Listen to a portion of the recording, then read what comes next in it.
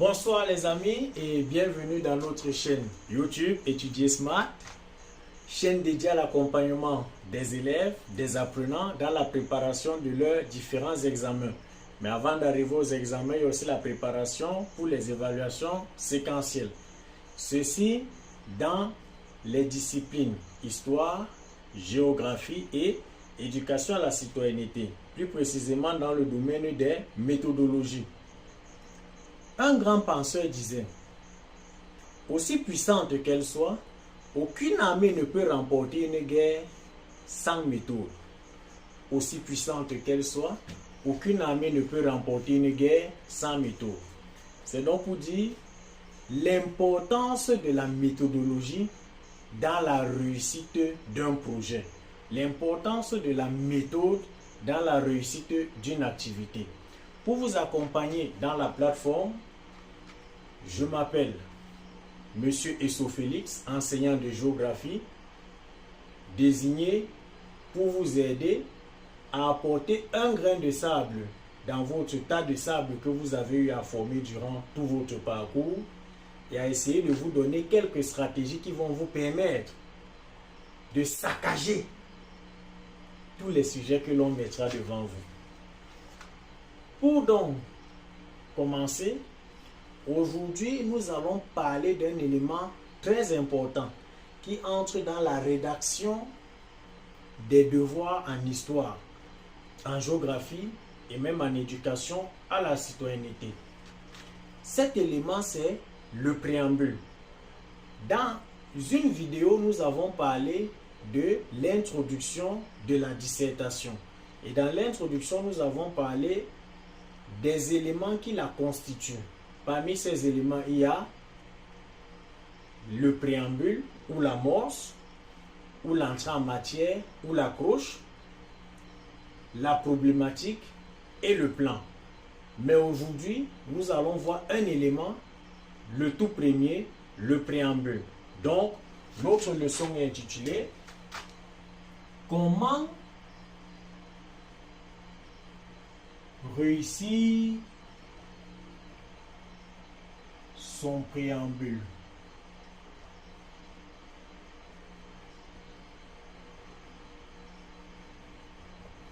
Comment réussir son préambule dans sa rédaction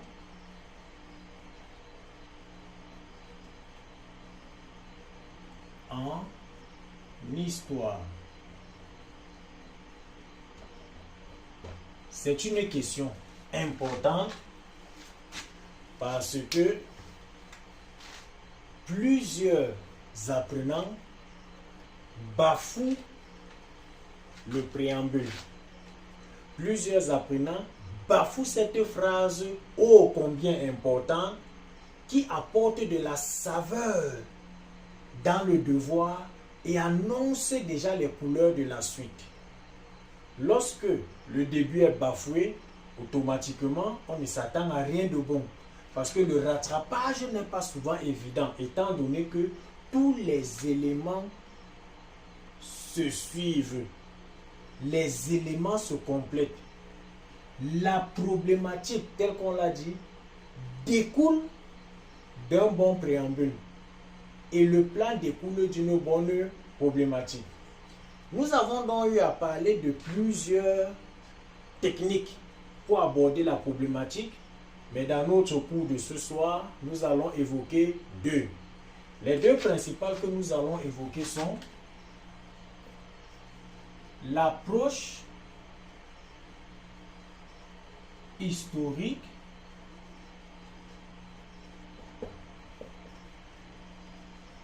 et l'approche thématique ou définition des mots. Bien. L'approche historique, qui est la première approche que nous allons essayer de présenter, est celle, on va écrire la grand 1, grand 2 pour parler, l'approche historique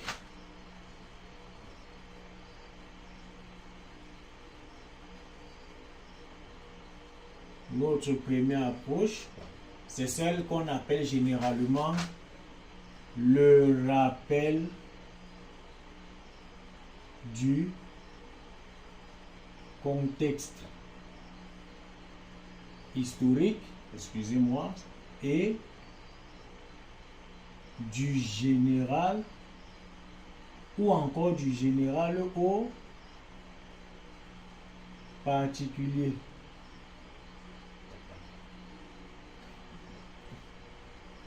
Voilà comment on appelle l'approche historique. Bien. Cette approche est utilisée pour faire un rappel du contexte historique, du général. Donc, on a notre entonnoir, c'est ça qu'on appelle aussi entonnoir. La stratégie entonnoir. Dans cette partie du haut, notre entonnoir est divisé en deux. Dans cette partie du haut, on a le général. Et dans la partie du bas, on a le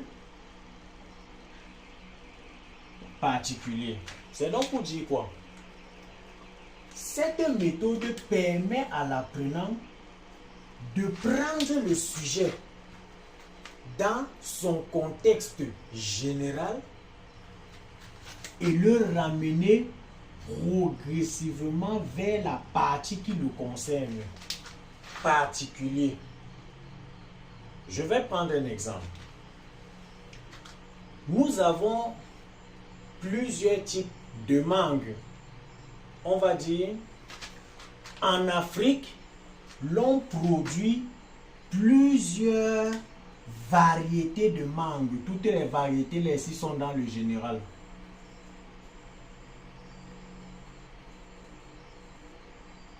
Si on nous a demandé de parler des mangues racineuses, on revient donc.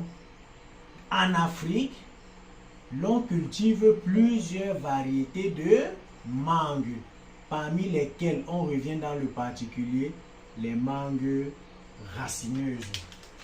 De tout l'ensemble là, on appelle souvent, il y a les mangues sauvages, les mangues américaines, les mangues racineuses, il y a plusieurs noms. L'entonnoir, le haut de l'entonnoir porte toutes les mangues, c'est le général. Le particulier vient maintenant dans le type de mangue qu'on a demandé de parler, les mangues racineuses.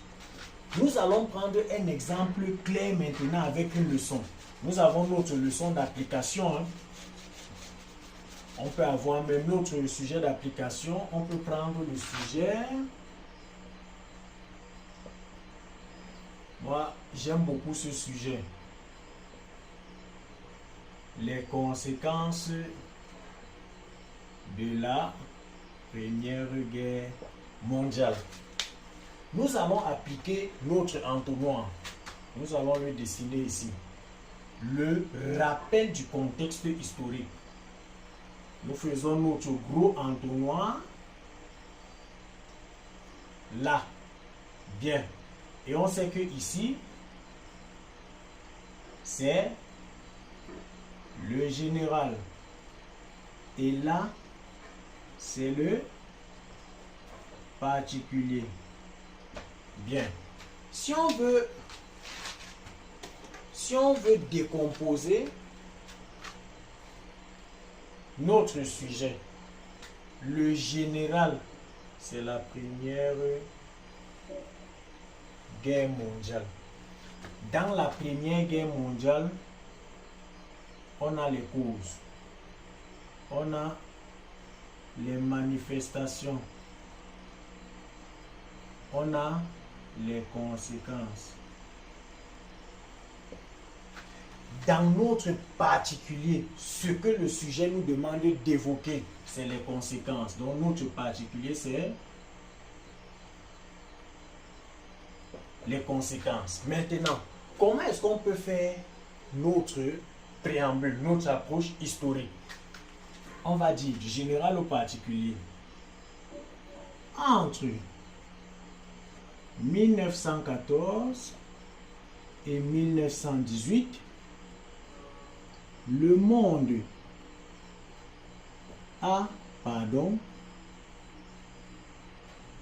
a connu une grande guerre.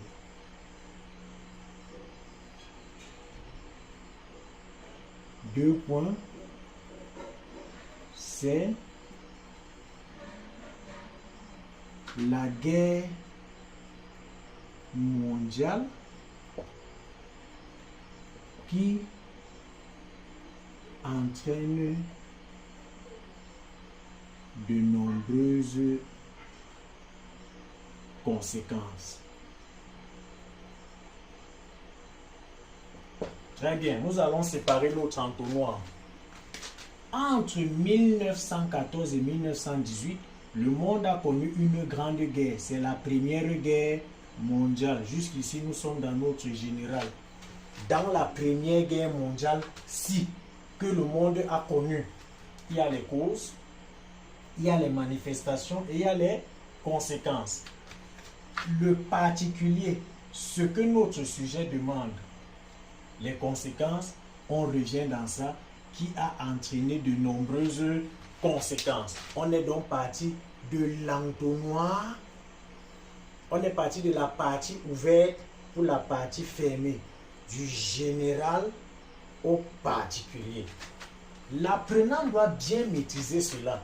Il ne suffit pas de réciter que on a l'approche qu'on appelle du général au particulier. Du général au particulier, c'est facile de le dire. Mais est-ce que l'on comprend ce que l'on dit? On part d'une chose générale pour venir retomber dans ce que le sujet nous demande de manière spécifique. Alors, les amis, ne commettez plus cette erreur de penser que partir du général au particulier, c'est venir raconter tout ce que l'on connaît sur l'événement qu'on a évoqué dans le sujet. Non, on peut changer, hein? On peut prendre une autre stratégie. J'ai pris celle-là, toujours dans le contexte historique. Je prends un autre. La première, bon, on abrège ici, n'abrégez pas au devoir, s'il vous plaît. La Première Guerre mondiale est un conflit qui, ceci n'est pas à l'intérieur, qui s'est déroulé entre 1914 et 1918. Point. Elle a entraîné de nombreuses conséquences. On va encore scinder. La Première Guerre mondiale est un conflit qui s'est déroulé entre 1914 et 1918. On est dans le général, le voilà. C'est général. Elle a entraîné de nombreuses conséquences. On revient dans le particulier. Ça, c'est une autre méthode. Ça, c'est une autre approche. On va prendre une dernière avant d'avancer.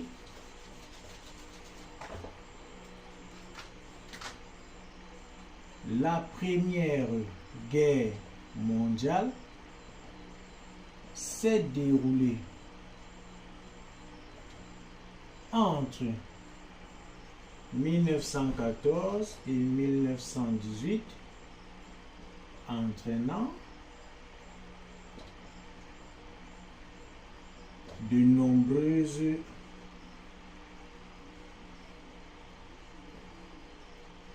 conséquences. On a encore du général au particulier. Le général, c'est où? La Première Guerre mondiale s'est déroulée entre 1914 et 1918. C'est notre général. On revient maintenant dans notre particulier. Elle a entraîné de nombreuses conséquences. C'est ça qu'on nous a demandé dans le devoir.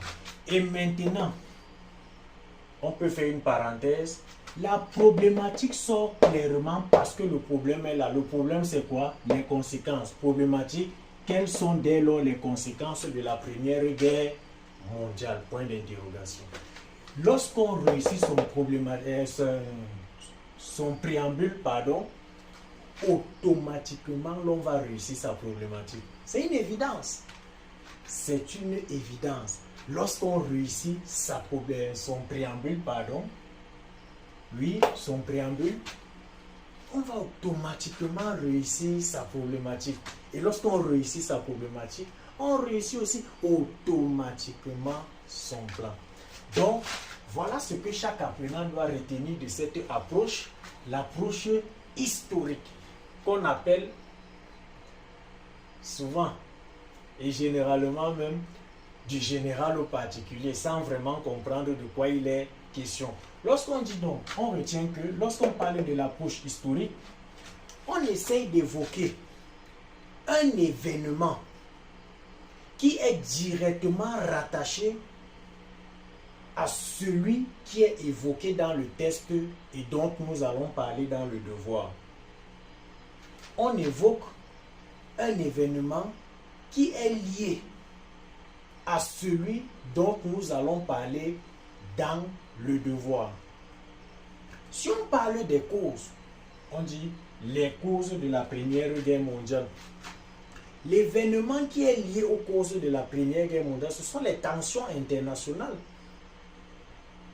On ne va plus dire la Première Guerre mondiale s'est déroulée entre 1914 et 1918. Elle a connu de nombreuses causes. Non, ça c'est un braquage intellectuel. Non, ça c'est même le terrorisme intellectuel. Ici, il est question de chercher l'événement qui précède celui que nous allons voir dans le sujet. Donc, si on veut parler des causes, on va tout simplement dire que avant 1914, le monde était en proie à de nombreuses tensions qui ont conduit ce dernier à une guerre inévitable. Une guerre inévitable. Le monde était dans des tensions qui ont conduit le monde était dans des tensions qui l'ont conduit dans une guerre inévitable. Point. Problématique. Dès lors, quelles sont les causes du déclenchement de la Première Guerre mondiale? C'est ça qu'on va chercher dans les tensions. Donc, on ne parle pas pour parler. Et il n'y a pas de préambule passe-partout. Jamais. Il ne faut pas dire je vais bûcher ça. C'est que quand on va te parler même peut-être des fondements du développement de l'économie de la Côte d'Ivoire, par exemple. Tu vas dire entre 1914 et 1918, les facteurs, la Côte d'Ivoire a connu un développement vraiment. Plusieurs facteurs ont contribué au développement. Non. Si on te parle des fondements du développement économique de la Côte d'Ivoire, si tu veux même faire un constat, tu peux dire après son accession à l'indépendance, la Côte d'Ivoire a connu un véritable essor dans le domaine économique. Point. Puisqu'il y a un essor, ça veut dire qu'il y a des choses qui ont favorisé. La question est donc claire. Quels sont donc les facteurs du développement économique de la Côte d'Ivoire? C'était une parenthèse. Donc, nous devons retenir que l'approche historique peut également amener l'élève à faire un constat quand c'est dans le cas de la géographie. Nous allons y revenir. Voilà ce qu'il fallait donc retenir. L'approche historique prend en compte l'événement qui a précédé directement celui dont on est en train de parler dans le sujet. En gros, c'était cela. Nous allons donc évoluer avec notre deuxième approche.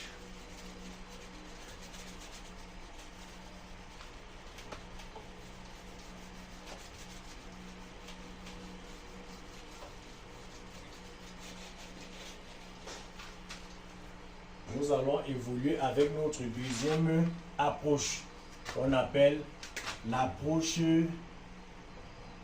thématique.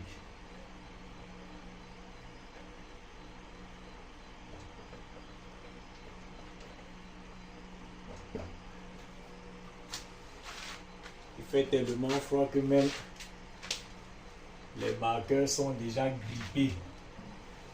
Bien, l'approche thématique ou par définition, ou la définition des mots. Dans thématique, on a le mot thème. On peut voir les concepts. On peut encore appeler ça les mots clés. Le thème. On a pris un sujet qui portait sur l'impérialisme. On a dit présente deux facteurs. On va prendre notre sujet. Sujet. Présente ou bien donne. Ce n'est pas parce qu'on écrit présente chaque fois que ce ne sera que présente. Donne deux facteurs de l'impérialisme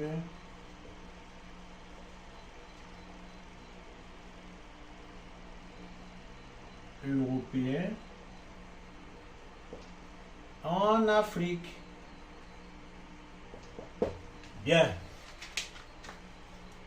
Dans notre sujet, on a des thèmes. On a facteurs, on a impérialisme. On souligne impérialisme avec deux traits parce que c'est le concept clé. C'est le thème principal de notre devoir. Donc, sur son brouillon, l'apprenant va définir l'impérialisme. Et quand il va vouloir faire son préambule, il va tout simplement dire l'impérialisme est cette doctrine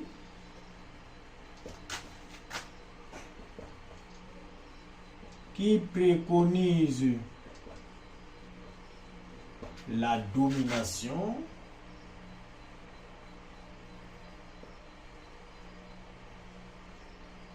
des États forts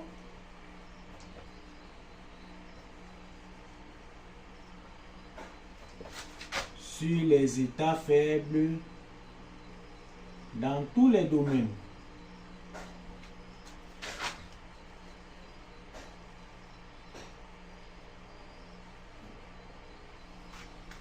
L'impérialisme est cette doctrine qui préconise la domination des États forts sur les États faibles.